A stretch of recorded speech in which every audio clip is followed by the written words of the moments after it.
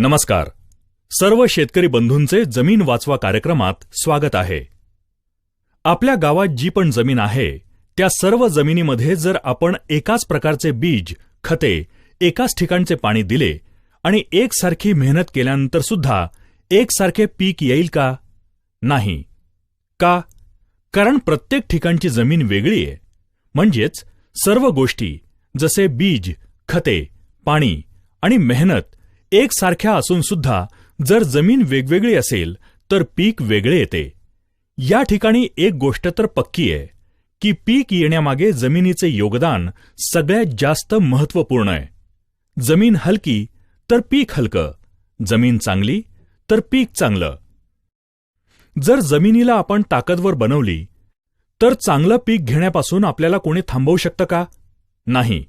मग जर जमिनीला ताकदवर बनवायचं असेल तर तिला समजून घेणं गरजेचं आहे. जमिनीला बारकाईनं समजून घेण्यासाठी आमच्या तज्ज्ञांनी तिचं 3 भागात विभाजन केलंय.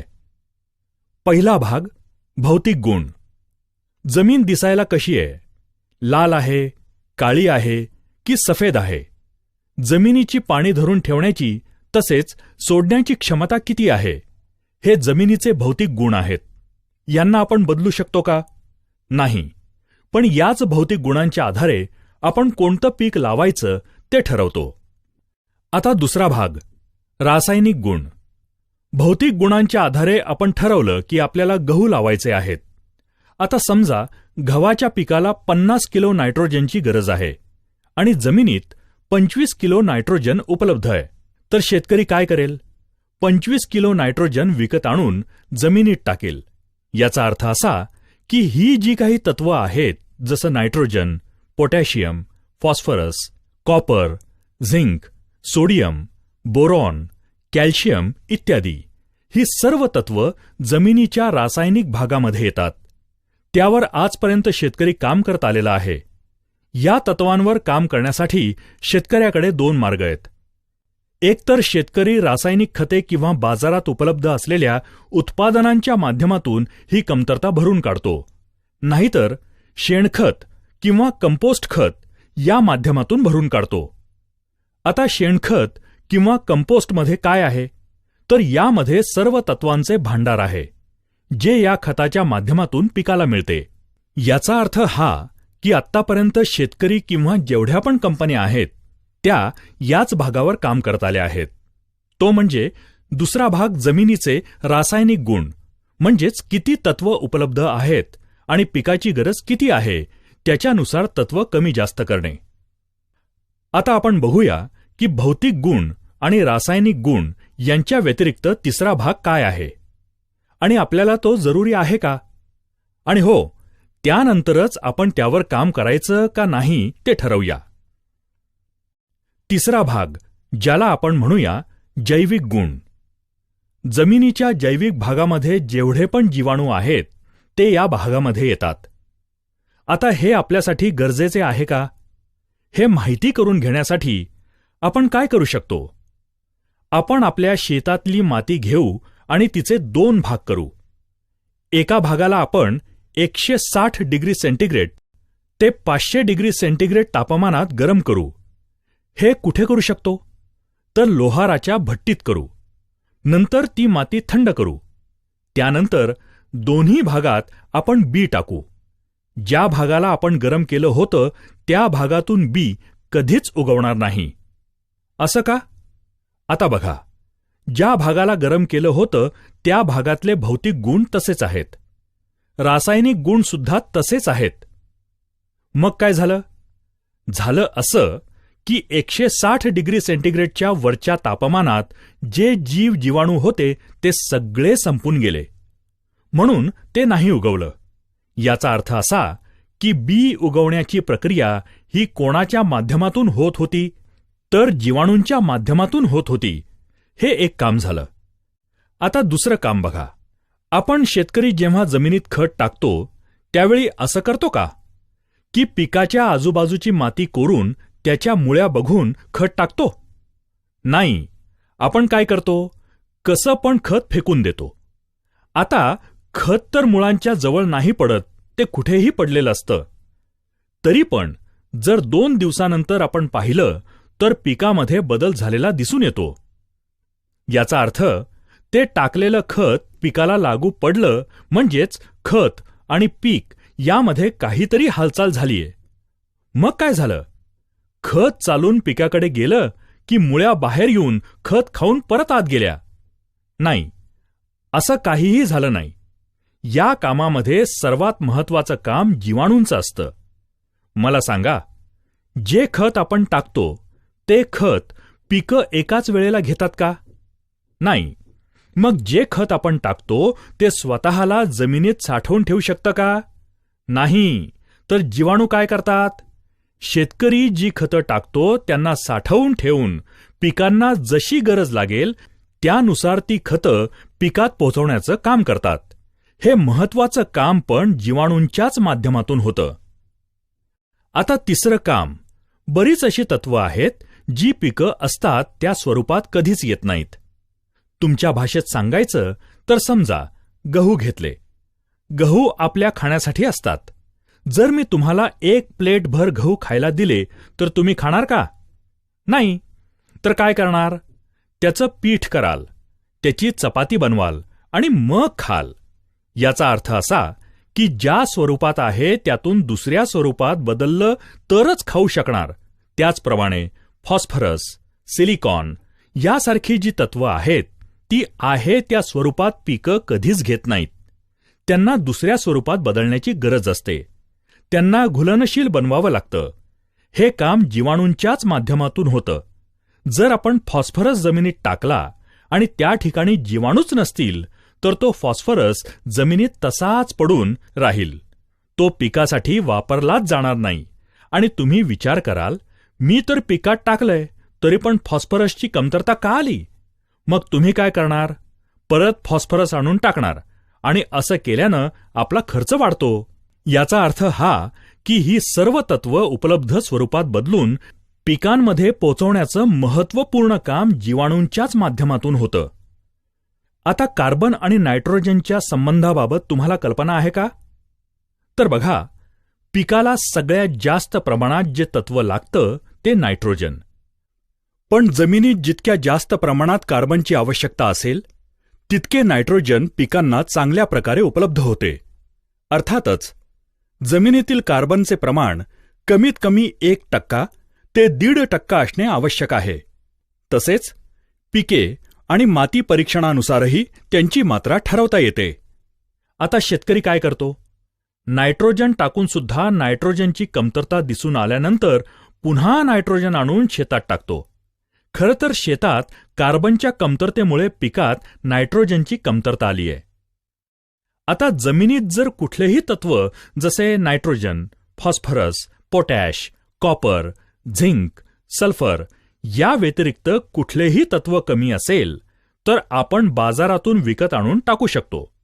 पण कार्बनची कमतरता असेल तर तो बाजारात विकत मिळतो का? नाही. कार्बन जमिनीत उपलब्ध करण्याचा एकच मार्ग आहे, शेणखत किंवा कंपोस्ट खत. आता हे शेणखत किंवा कंपोस्ट खत काय आहे?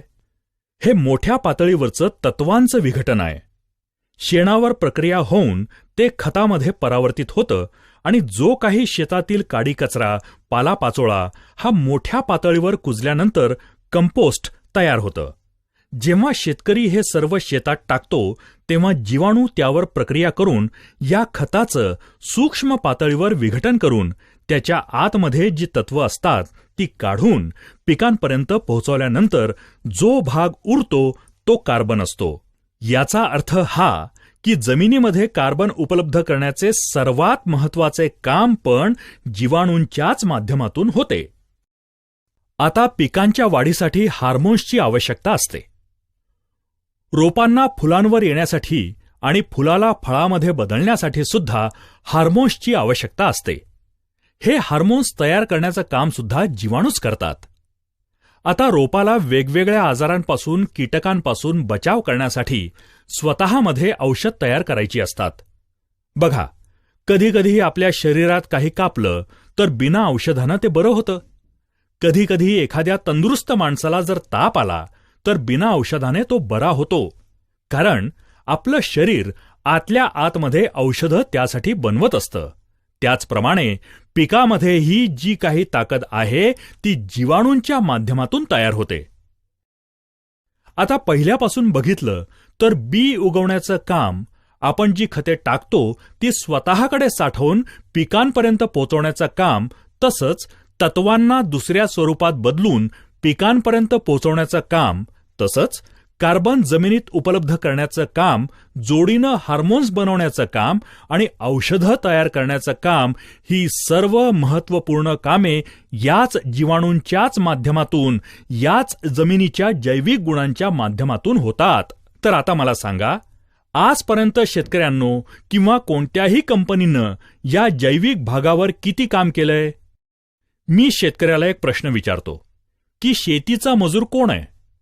जर शेतकरी म्हणतो मीच शेतीचा मजूर आहे, मीच दिवस रात्र शेतामध्ये राबत असतो, जर शेतकरी मजूर आहे, जर मी शेतकऱ्याच्या हातात एक बी देतो, शेतकरी स्वतः त्याला अंकुरित करू शकतो का? नाही. शेतकऱ्याच्या खिशात 100 गोणी खत आणून शेतात टाकण्याची क्षमता असेल, पण तो एकतरी खताचा दाणा उचलून पिकामध्ये घुसवू शकतो का? नाही. तर मग शेतकरी शेतीचा मजूर आहे का? नाही. शेतकरी फक्त सप्लायर आहे. शेतीची जी पण गरज आहे, शेतकरी फक्त ते सप्लाय करायचं काम करतो. खरा मजूर तर जीवाणू आहे, जो शेतात जमिनीमध्ये काम करून शेतकऱ्याला पीक आणि उत्पादन देतो. याचा अर्थ हा की शेती हा शेतकऱ्याचा कारखाना आहे आणि त्याचा मजूर आहे जीवाणू.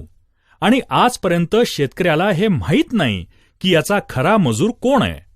तर बघा, आजच्या तारखेला शेतामध्ये आपल्याला काय समस्या आहेत? जे बी आपण लावतो ते नीट उगवत नाही. जी रोपं उगवतात त्यांचं पोषण चांगल्या प्रकारे होत नाही. रोपांना फुलं चांगल्या प्रकारे येत नाहीत. जी फुलं येतात ती चांगल्या प्रकारे फळात परावर्तित होत नाहीत. शेतीत रोगराई वाढली आहे. या साऱ्या समस्या, ही कामं जीवाणूंच्या माध्यमातून होत होती, ती आज होत नाहीत. आज माझ्या माहितीप्रमाणे एखाद्या मेलेल्या माणसाला जर 10 लाख रुपयाचं इंजेक्शन दिलं तर त्यामध्ये काहीही हालचाल होईल का? नाही. 50 लाखाचं द्या, 1 कोटीचं द्या, 10 कोटीचं द्या. आता बघा, 10 लाख किंवा 10 कोटी याला सुद्धा काही किंमत आहे. तरी सुद्धा आपल्याला काहीच रिस्पॉन्स मिळत नाही. याचा अर्थ हा की रिस्पॉन्स हवा असेल तर जीव असणं गरजेचं आहे. जेवढा जीव असेल तेवढा रिस्पॉन्स वाढेल. तर आज आपण शेतामध्ये फक्त इंजेक्शन्सवर काम करतो, रासायनिक भागावर काम करतो. जमिनीचा जिवंतपणा जागृत ठेवण्यासाठी काहीच काम केलेलं नाही. समजा एखादा कारखाना आहे आणि त्या कारखान्यात 100 मजूर काम करतात. 100 मजूर एकूण 10 टन उत्पादन काढतात. आता त्या कारखान्याच्या मालकानं त्या मजुरांकडे दुर्लक्ष केलं. त्यांच्या राहण्याची व्यवस्था केली नाही. त्यांच्या खाण्यापिण्याकडे लक्ष दिलं नाही. त्यांच्या आरोग्याकडे लक्ष दिलं नाही आणि फक्त प्रोडक्शन्सवर लक्ष ठेवलं तर ते मजूर तिथे टिकतील का? नाही. त्यांची संख्या दिवसेंदिवस कमी होत जाईल. 100 वरून त्यांची संख्या 30 वर आली आणि मालकाला 10 टन उत्पादन हवं असेल तर मालक काय करतो? कच्चा माल आणून कारखान्यात टाकतो. आता मला सांगा, 100 मजुरांकडून होणारे 10 टन उत्पादन 30 मजुरांकडून होईल का? नाही. मालकाने कच्चा माल वाढवलाय. खरं तर मजुरांची संख्या वाढवायला हवी. त्यांची काळजी घेतली तर 10 टन काय, त्यापेक्षा जास्त उत्पादन काढता येईल. आज शेतात सुद्धा हीच परिस्थिती आहे. शेतीचा खरा मजूर आहे जीवाणू आणि आपण जीवाणूंची संख्या वाढवण्याऐवजी, त्यांची ताकद वाढवण्याऐवजी कच्चा माल म्हणजेच रासायनिक खते वाढवतोय. यानं आपल्या शेतात उत्पादन वाढेल का? नाही. तर आमच्या कंपनीनं काय केलंय? तर त्यांनी आता ही गोष्ट तर पक्की आहे की एकच जीवाणू सगळी कामं तर करत नाही.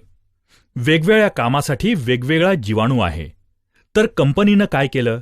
जमिनीत फायदा करणारे जेवढे जीवाणू असतात त्या सर्वांना शोधून काढलं आणि त्यातून सुद्धा जास्त ताकदीने काम करणाऱ्या जीवाणूंना शोधून काढलं आणि प्रयोगशाळेत अशा प्रकारचे जीवाणू बनवले की जमिनीत कोणत्याही वातावरणात त्याच ताकदीनं काम करतील. आम्ही अशा जीवाणूंना करोडोंच्या संख्येत बाटलीमध्ये भरून शेतकऱ्यांना देतो आणि त्यांना जमिनीत सोडून त्यांचे पालन करतो. हे जीवाणू जिवंत आहेत. जसे जमिनीत जातात तसे त्यांची संख्या वेगाने वाढवतात. जसजशी या जीवाणूंची संख्या जमिनीत वाढते, तुमच्या जमिनीची ताकद वाढते आणि जमिनीमध्ये जीवाणूंच्या माध्यमातून होणारी सर्व कामे वेगाने सुरू होतात. शेतकरी जेवढा कच्चा माल, रसायने शेतात टाकतो आणि मेहनत करतो, त्याचे भरपूर रिटर्न्स शेतकऱ्याला त्याच्या शेतातून द्यायला सुरू करतात. मी शेतकऱ्यांना एक गोष्ट नेहमीच सांगतो की पहा, तुमचं अर्ध आयुष्य गेलं कोणतं खत चांगलंय, कोणतं बी चांगलंय हे शोधण्यात, आणि आज पण तुम्ही शोधतच आहात. 3 महिने जर तुम्ही आम्ही सांगतो तसं केलं तर माझा दावा आहे की त्यानंतर तुमचा शोध संपेल. आणि बघा, जर तुमच्या जमिनीत बदल झाला तर तुम्हाला दुसऱ्याच्या विश्वासाची गरजच नाही. हे घेऊन तुमचं संपूर्ण शेत, संपूर्ण जीवन कसं चांगल्या प्रकारे समृद्ध करता येईल ते तुम्ही ठरवू शकता. कारण जगात काय होतंय यापेक्षा आपल्या शेतात काय होतंय ते जास्त महत्वाचं आणि गरजेचं आहे. आमचे जे कोणी सहकारी तुमच्याकडे येतात त्यांच्याकडून पिकानुसार त्यामध्ये आमची ही टेक्नॉलॉजी कोणत्या प्रकारे वापरायची आहे त्याची संपूर्ण माहिती तुम्ही घेऊ शकता. आमच्या या कार्यक्रमाला आपण लक्षपूर्वक उपस्थित राहिल्याबद्दल, आपला मौल्यवान वेळ दिल्याबद्दल सर्व शेतकरी बंधूंना खूप खूप धन्यवाद. संपर्क जमीन वाचवा अभियान.